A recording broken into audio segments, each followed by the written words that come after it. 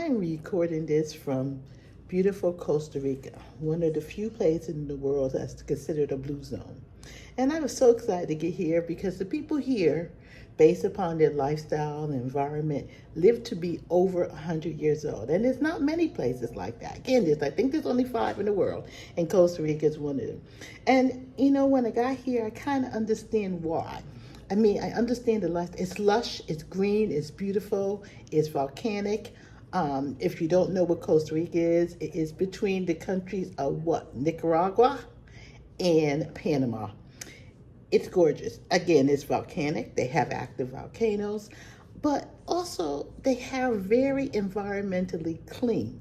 You didn't see a lot of litter, even downtown. I'm in San Jose, the capital, and there's not a lot of litter on the ground. You don't see a lot of people smoking. They use, again, environmental, that there's no plastic bags, there's everything, it's paper, or cardboard. When you order the food out, they used a lot. You didn't see a lot we didn't see a lot of pork dishes. They had some. They were hard to come by. There even wasn't a lot of beef. You saw shellfish, shrimp, scallops, of course, fish, a lot of that in the dishes. Emphasize a lot of fresh herbs, a lot of fresh fruits and berries. They grow a lot of strawberries, and they're one of the #1 producers of pineapple in the world. Also, we went and we got desserts because they had delicious looking desserts and cakes and stuff out. And what we also learned is that they use very little sugar. It's tasty. It's not like it's sour, but the cakes are flavorful, but they're not bitterly sweet. Here in America, if they put frosting on the cake, it has so much sugar on it, might just pour sugar. Very little sugar on it. Very, very flavorful. Again, use a lot, even in some of the beverages you offer. They have a lot of fresh fruit. Air is very fresh and clean. We went up to the volcano, and there were a lot of people riding their bikes, pedaling their bikes up that mountain. I could barely walk up the mountain, but they do a lot of outside. You saw a lot of people sitting in parks or sitting just on benches talking and just enjoying the fresh air. They were not stressed. Sometimes when people are moving fast, they were chilled, very relaxed, family orientated, a lot of family, a lot of exercise. I understand exactly how it could be considered, because when you think about it, our health is comprised of mind, body, and spirit.